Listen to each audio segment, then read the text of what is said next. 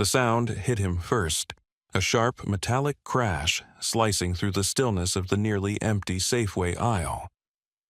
Nathan Cole stopped mid-step, his hand tightening around a bottle of Merlot. It was late, close to midnight in downtown Seattle, and the billionaire tech founder was just looking for an excuse not to go home to his silent, immaculate penthouse. But what he found that night would change everything. Before he could call for help, a second crash echoed. Cans rolled across the floor like scattered marbles. Then he saw them, two girls, no older than 6 identical, down to the tangled blonde hair and oversized jackets. One froze in terror, the other tried frantically to stack the cans back. Their cheeks were streaked with dirt, their shoes soaked from the rain outside. And in that one trembling second, Nathan Cole, one of Forbes' most powerful men, realized he wasn't looking at petty thieves. He was looking at 2 hungry children. If you were in his place, what would you have done? Would you call security, or would you stop and listen? Because what Nathan did next didn't just save their lives, it upended his own. And the secret hidden inside a single photograph would tear open everything he thought he knew about his past. Stay with me. This story doesn't end the way you think. Nathan crouched slowly, the polished leather of his shoes creaking as he came eye level with the trembling girls. "It's okay," he said softly, holding up his hands. "No one's in trouble." The smaller one, her name tag from a second-hand coat, said Lily pressed a bruised apple to her chest. The older one squared her shoulders. "We didn't take it," she said, voice shaking but defiant. "We were just looking." He noticed their pockets, bulging bread, an orange, maybe a granola bar. The same food his company's cafeteria wasted by the ton every week. His throat tightened. "How about we pay for it first?"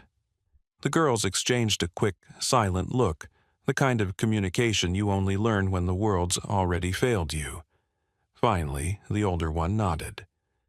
"Okay, but we can't stay long." Nathan paid for the groceries, ignored the curious glance from the night cashier, and led them into the cold drizzle outside. The air smelled like salt and diesel from the bay. He opened the back door of his silver coupe.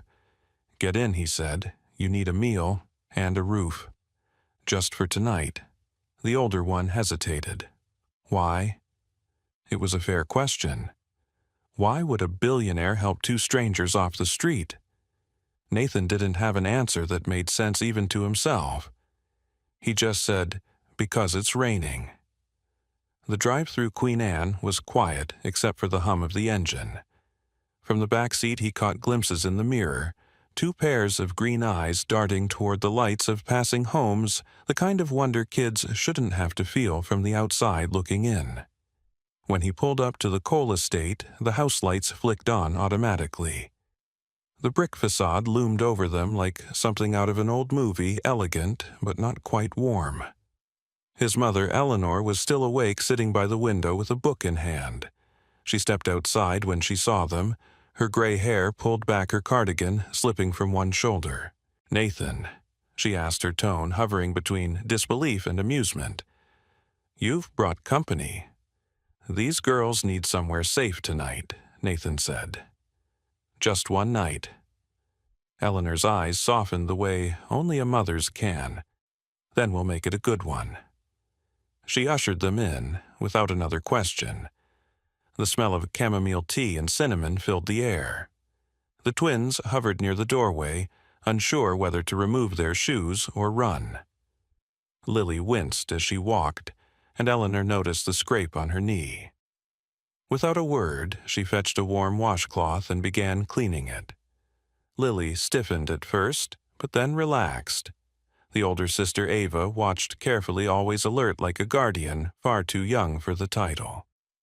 As they sipped hot cocoa, Eleanor spoke gently, asking where they were from, whether they had family nearby. But the twins kept their answers short. "Careful." "We can't go back," Ava said quietly. "It's not safe." Nathan's phone buzzed with work messages, the world he'd built demanding his attention. He turned it face down. "No one's finding you here," he said. Later, as the girls settled into the guest room, he overheard them whispering through the half-closed door a list of rules. Don't tell names. Don't open doors. Don't lose the locket. The last one caught his ear. He stepped closer. Lily was holding a tiny heart-shaped locket, stitched crudely with gold thread. She touched it before closing her eyes. Downstairs, Nathan poured himself a glass of wine, trying to shake off the ache in his chest. That's when he saw the photograph on the entry table. It had been there for years, his late brother Graham smiling on Alki Beach, arm around a young woman whose name Nathan had forgotten long ago. For some reason, the picture looked different tonight. The woman's eyes seemed to follow him. A creak on the stairs made him turn. Lily stood there barefoot, her fingers wrapped around that very photograph. "Where did you get that?" he asked gently. She looked at him, then flipped the frame over. "It says your name on the back," she whispered. "And something else." Nathan took a step closer. In small faded handwriting were 4 words. For later, tell him the truth. The room fell silent. His mother appeared in the doorway, eyes wide, face pale. "Who told you to read that?" Nathan asked. Lily only touched her locket and whispered, "My mom." And that's when everything shifted the night the room, his life. Because the face in that photograph wasn't just a stranger from his brother's past. It was someone the twins knew. Someone still out there. Nathan didn't know it yet, but he had just opened the first page of a story that would unravel every secret his family had buried and change what he believed about love loss and the power of one photograph.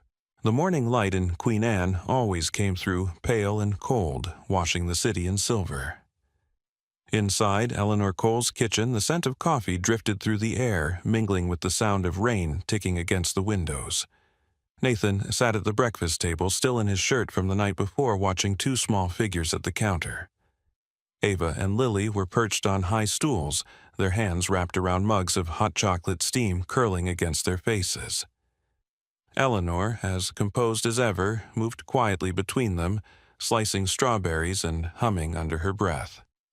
It was almost domestic, almost normal, until Nathan caught the look in Ava's eyes. She wasn't relaxed.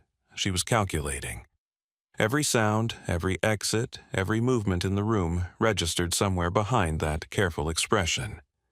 Lily clung to her locket the way a soldier might clutch dog tags, as though it held the power to keep them safe. Nathan had spent the night turning over what he'd seen the photograph, the words scrawled on the back, the way Eleanor's face had gone pale. For later, tell him the truth. He'd read it 12 times in his head, and it never lost its edge. But the girls didn't mention it again, and he decided for now not to press. "Are you going to school?" Eleanor asked gently, placing a bowl of fruit between them. Ava shook her head. Not anymore. That answer hung heavy in the air. Lily swung her legs under the stool, avoiding everyone's eyes.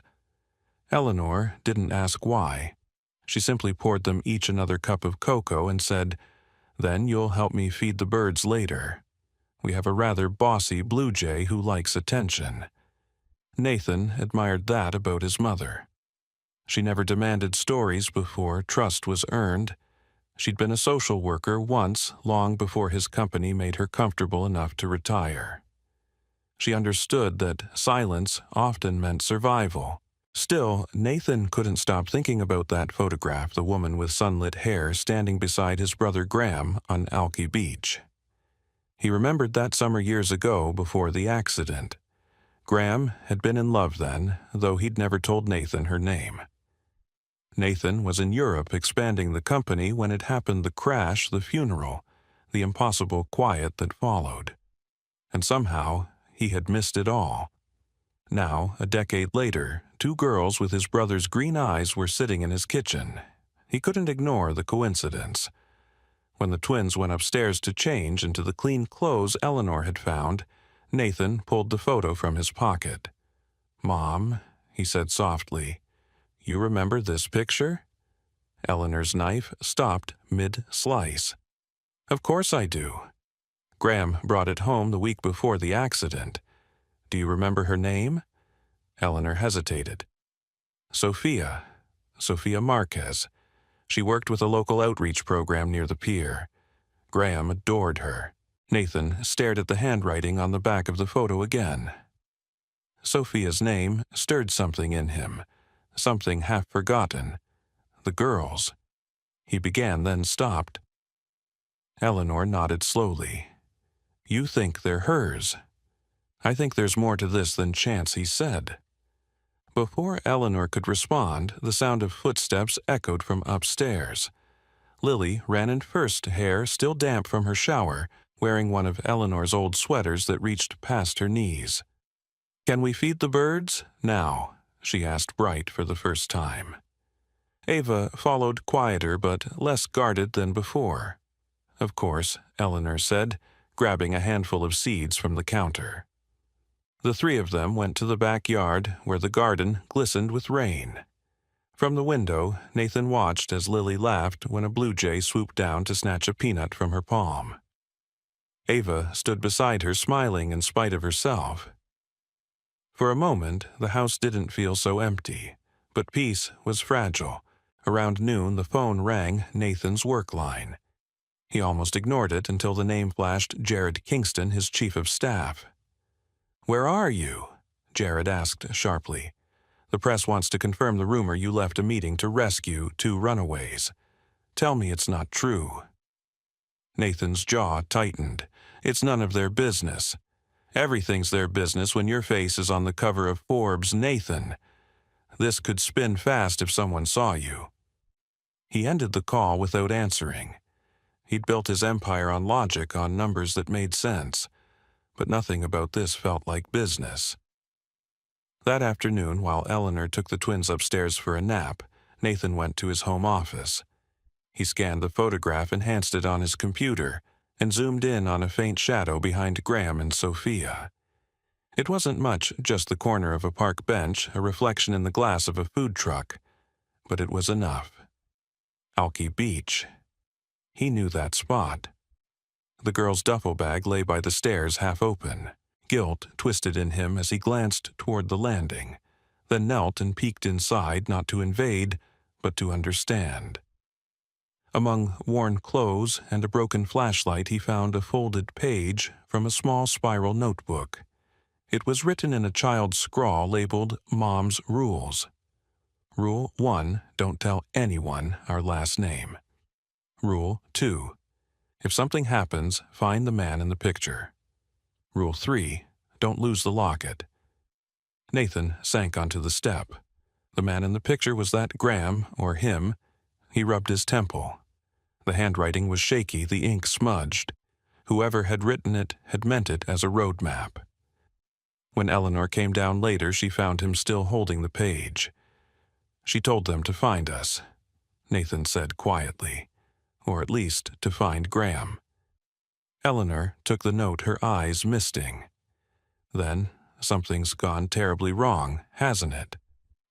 That evening, the rain thickened into a downpour. The twins stayed by the window watching lightning curl across the sound. Our mom used to say storms mean the skies washing away lies, Lily whispered. Nathan met her gaze. Maybe she's right. Ava leaned closer to her sister, pulling the blanket tighter. We just need to keep the rules, she murmured. She said if we did, we'd find the truth. Nathan stood there, looking at them, their mirrored faces, their unshakable bond, and felt something shift inside him. He didn't know what truth Sophia Marquez had wanted them to find. But as thunder rolled over Seattle, he knew one thing: he wasn't going to let these girls disappear again into the dark. And upstairs on his desk, the photograph of Graham and Sophia glowed under the flicker of lightning, as if daring him to look closer. By the next morning, Seattle wore a different kind of gray. The storm from the night before hadn't left it, had simply learned to breathe quieter. Nathan Cole stood by the tall windows of his office, watching the city pulse beneath the clouds. Below him, people hurried along rain-slicked sidewalks, umbrellas tilting against the wind. The world kept moving. His world, however, had stopped. Two girls slept safely at his mother's house, and on his desk lay the photograph of his brother and Sofia Marquez, an image that refused to fade from his mind. It wasn't just nostalgia or guilt anymore. It was a key, and he was certain it unlocked something that had been buried too long. Jared Kingston stepped into the office without knocking. "You missed the investor breakfast," he said, tone clipped. "That's 2 this week." "I know," Nathan replied, eyes still on the skyline. Jared hesitated. "Look, I get it. You've been through hell since the accident, but whatever this new charity project is, it's starting to raise questions." Nathan turned slowly. "They're children, Jared. Not a project." "And the press," Jared countered. "They're already sniffing around. Someone saw you with them at the grocery store. Headlines about billionaire rescues twins might sound noble now, but wait until someone starts asking why they were alone." Nathan said nothing. He had built his company on logic and control, but right now, logic felt like a cage. He dismissed Jared with a glance and left the building. Outside, the air was sharp with sea salt. He drove through the damp streets toward the Harborview Medical Center, his thoughts racing faster than the wipers on his windshield. He had promised the twins he'd find out what happened to their mother, and if anyone could confirm her name or medical record, it would be here. The nurse at the front desk looked at him skeptically when he mentioned Sofia Marquez. She tapped her keyboard. "We had a patient by that name 3 months ago," she said, "but she was transferred. No forwarding info in the system.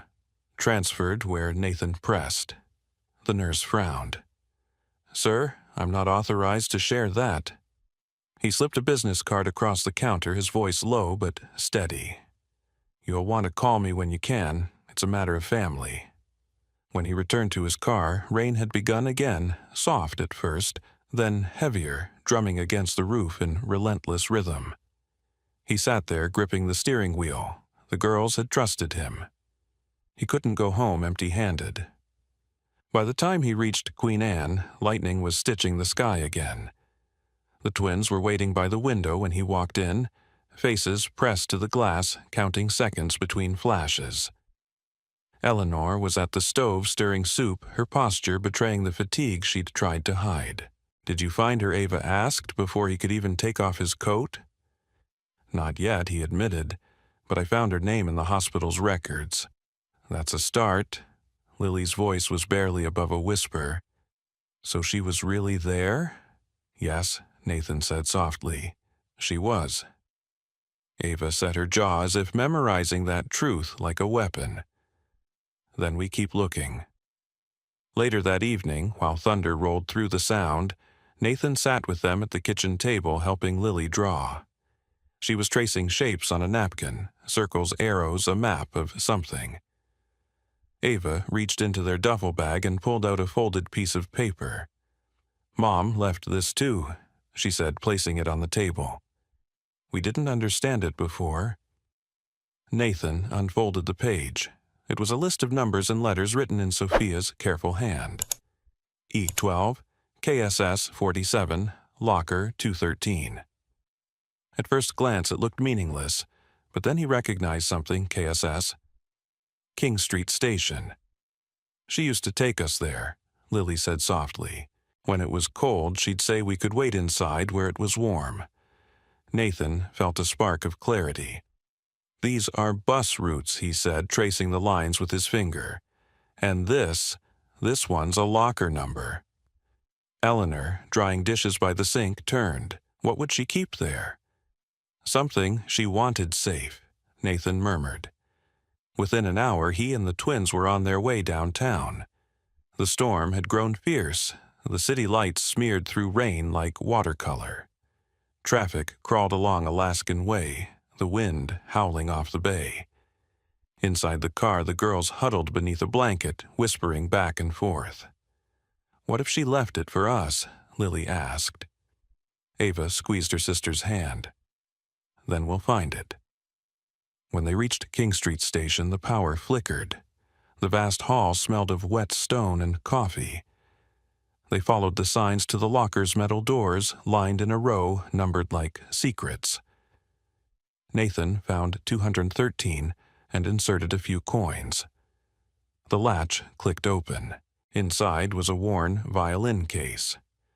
He set it on the bench and opened it slowly. The instrument inside was old, but cared for its surface polished smooth. Beneath it lay a small brass key and an envelope yellowed at the edges. Ava's breath caught.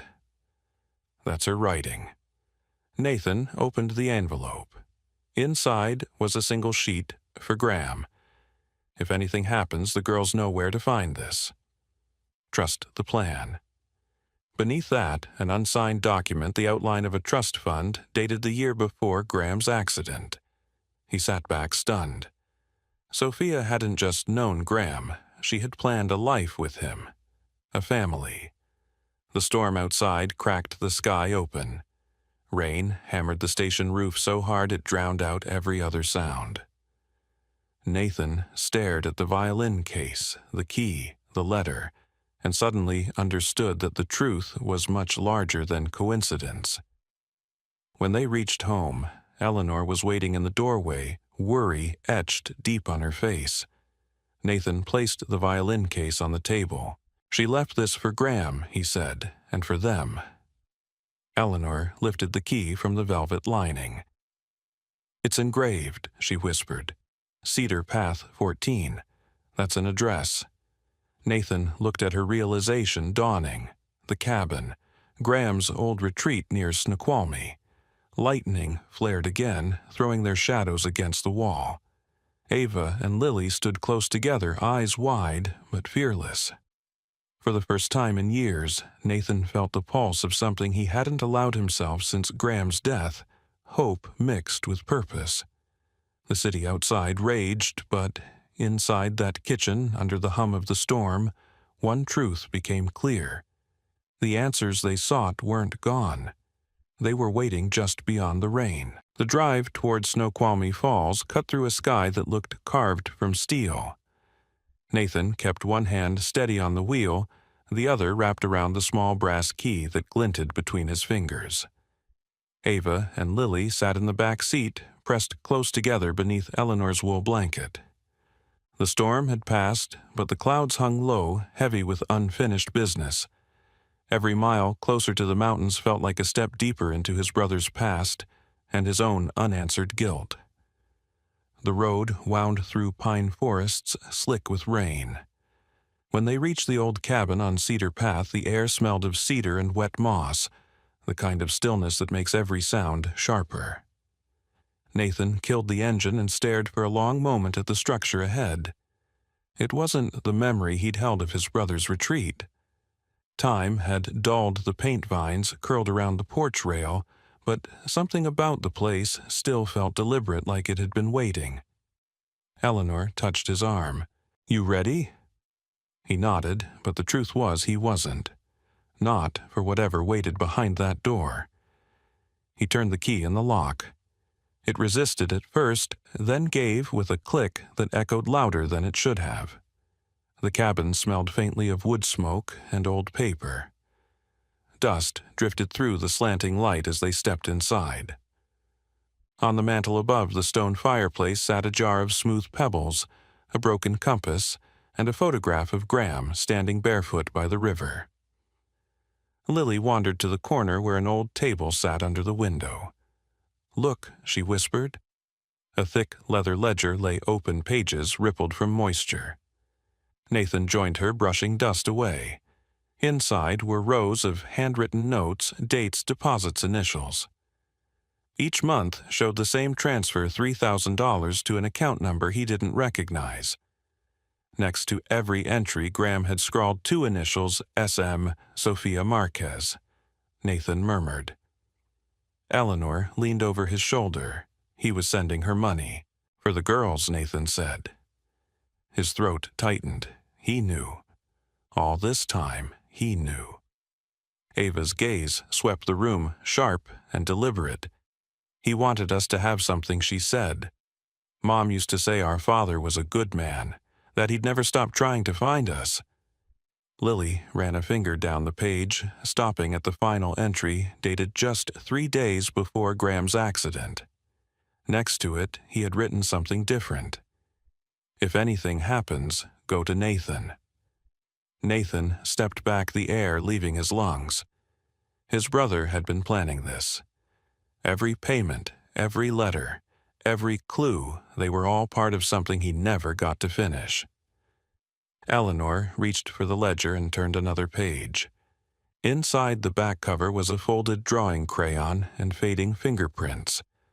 2 stick figure girls holding hands, a man standing beside them with a violin.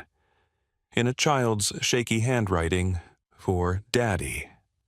Lily pressed her palms to her face. Ava blinked fast, swallowing tears she refused to let fall. Nathan's eyes burned as he looked at the drawing at the family his brother had almost had. From outside came the crunch of tires on gravel. A dark SUV pulled up, scattering pine needles in its wake. Nathan's stomach dropped. "Stay here," he said quickly. A man in a tailored coat stepped out. Charles Lang, one of his company's senior board members. Nathan hadn't seen him since the last quarterly review. Nathan Lang said, adjusting his scarf. "You've been hard to reach." "I'm busy," Nathan replied, standing squarely between Lang and the door. "I can see that." Lang's eyes flicked to the cabin behind him. "You've got quite a story brewing. Stray kid's secret accounts a dead brother. The press will eat it alive." Nathan's jaw tightened. "What do you want to remind you what's at stake?" Lang said. "You have investors calling for your removal. One whisper that your brother funneled company funds to a woman and her children and everything collapses.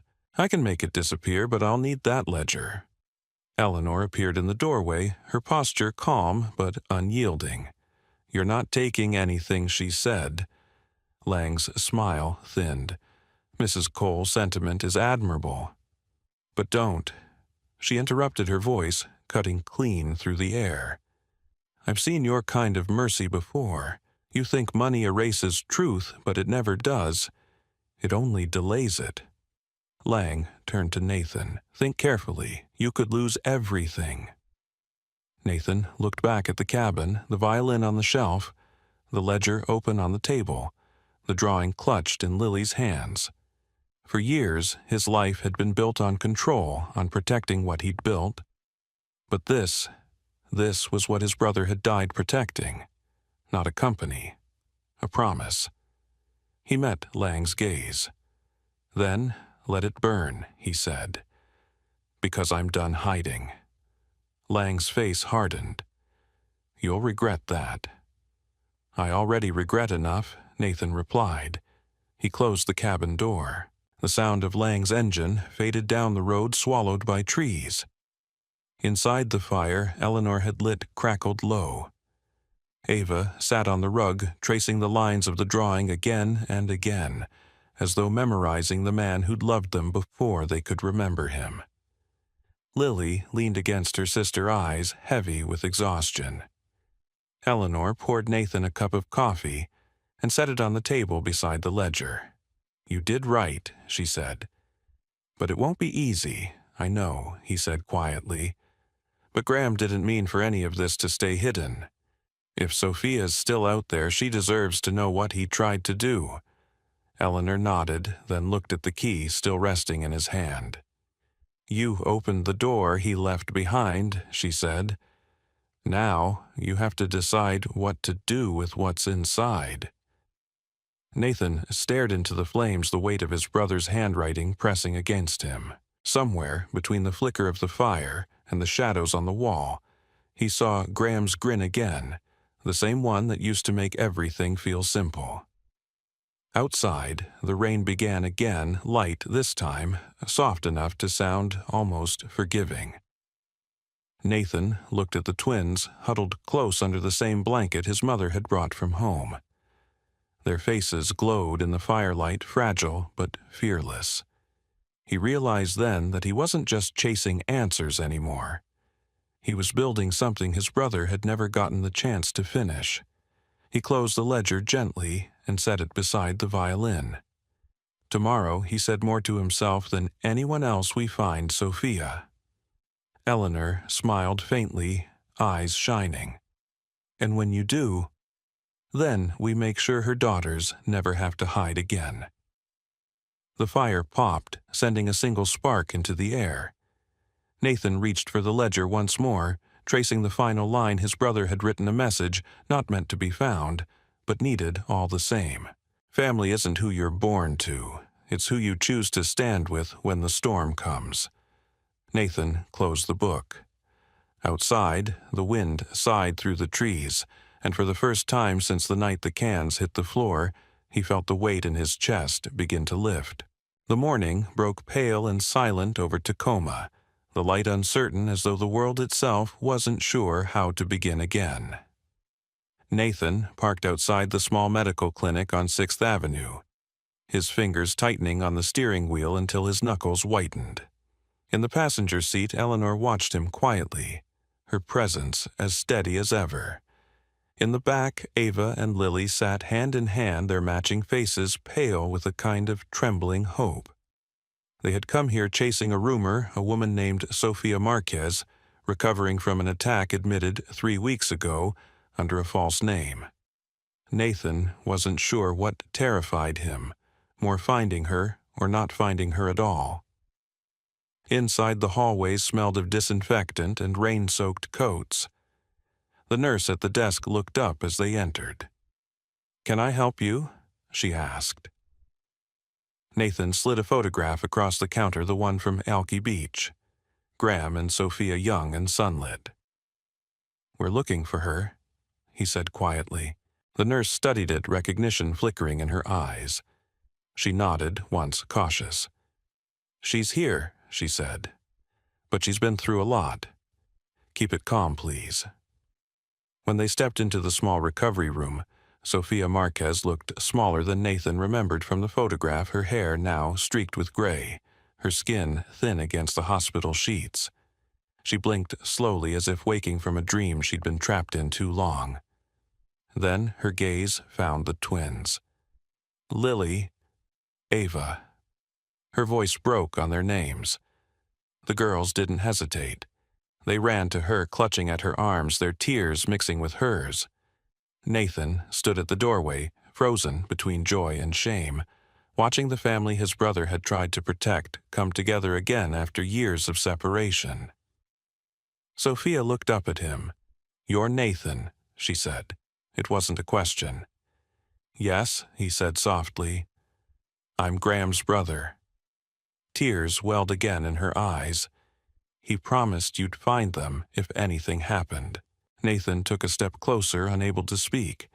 He reached into his coat and drew out the folded letter from the locker, placing it in her trembling hands. "He tried," Nathan said. "He left pieces for us to find, a trust, a cabin, all of it."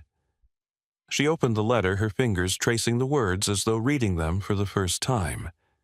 "He wanted them safe," she whispered. "But after the accident, I was told it was my fault. I ran. I thought the money would stop if they found us." Eleanor moved to her side, taking her hand. "You did what you had to do," she said gently. "You kept them alive." Sophia nodded weakly. "We never stopped trying to find him. I thought he'd come back. He wanted to," Nathan said. "He never got the chance." The room fell quiet except for the steady hum of the heart monitor. Lily climbed into her mother's lap, clutching the violin case they had found at the station. "Mom," she said, "he left this for us." Sophia smiled faintly, running her hand over the worn wood. "He taught me to play," she murmured. "Said music could say what words never could." Ava looked up. "Can you play it again?" Sophia nodded. Nathan fetched the violin from its case and handed it to her carefully. The sound that filled the room was fragile but pure, the kind of melody that feels older than memory. It was the song of everything lost and found again. Outside, rain began to fall softly against the windows. Not a storm this time, but a kind of cleansing. In the days that followed, Nathan worked quietly, setting legal things right that had been broken for years. He petitioned the court for guardianship of the twins until Sophia recovered, then arranged for Graham's trust to be released to them. For once, his power and influence meant something real. At the office, the board tried to contain the scandal. Charles Lang came to him again, this time with papers in hand and a lawyer at his side. Nathan let him talk for a full minute before sliding a folder across the table, a detailed report showing Lang's involvement in the very assault that had nearly killed Sophia. Lang's face drained of color. "You can't prove I already did," Nathan said, voice flat. "You're done." When Lang left, security escorted him out through the rain. Nathan stood by the window overlooking the Sound, the city lights smearing across the glass. For the first time in years, he felt something close to peace. Weeks later, Eleanor hosted a dinner at her house in Queen Anne. The twins sat at the table arguing cheerfully over dessert. Sophia, still frail but smiling, laughed softly at their bickering. Nathan watched them, the golden light of the kitchen making everything look like a photograph he wished he could frame forever. After dinner, Sophia found him in the hallway. "There's something you should have," she said. She handed him a small envelope, the edges yellowed his name written in his brother's handwriting. Nathan unfolded the note slowly. For later, tell him the truth. The same words that had started everything. Beneath it, Graham had written, "If you're reading this, it means you found them. Don't let what I lost make you afraid to love again. Take care of them the way you would have taken care of me." Nathan folded the note his chest tight. "He always believed people could be better than they were," he said. "So do you," Sophia replied. That night, after everyone had gone to bed, Nathan walked to the foyer. The old photograph Graham and Sophia on Alki Beach still sat in its frame, sunlight frozen behind glass. He set it down, replaced it with a new one. The twins laughing with their mother on the same beach a few weeks later, the Seattle skyline soft in the distance. He turned the old photo over one last time and read the words again. For later, tell him the truth. He smiled faintly. "You did, brother," he whispered. "You did." When morning came, the house filled with the smell of pancakes and the sound of Lily's violin drifting down the hall. Ava's laughter followed bright and free. Outside, the sky had cleared completely, the Sound gleaming blue as glass. Nathan stood by the window, hands in his pockets, watching the world move again. The empire he'd built still existed, but now it wasn't the measure of his life. Family was. Not the one he'd been born into, but the one that had found him. 2 brave girls, a mother who refused to give up, and a brother whose love had outlived him. The photograph on the table caught the morning light scattering gold across the walls. For the first time in a long time, Nathan understood what it meant. It wasn't a reminder of loss. It was a map, a promise that love once given never really disappears. It just waits, patient as sunrise, for someone brave enough to see it again. In the end, Nathan Cole's journey was never truly about wealth or redemption. It was about remembering what love looks like when stripped of pride, power, and fear.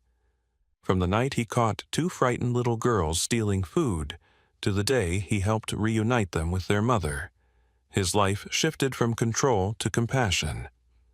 Every discovery, the hidden trust, the cabin in the woods, the photograph that tied the past to the present, brought him closer to understanding his brother's final message: family isn't bound by blood, but by choice. Nathan learned that sometimes the richest people are those who have lost everything yet choose to give again. Through the laughter of Ava and Lily, through Sophia's healing and Eleanor's quiet strength, Nathan found the purpose that all his billions could never buy: human connection. The story reminds us that redemption often begins in the smallest act of kindness. A meal shared, a promise kept, a truth uncovered. No matter how broken the past may seem, love has the power to rebuild what was lost. And like Nathan, we can all choose to stop running from the storm and start becoming the shelter for someone else. If this story touched your heart, subscribe to the channel, leave a comment about what moved you most, and share it with someone who believes in second chances. Your support helps us bring more inspiring stories like this one to life. Together, we can keep spreading hope one story at a time.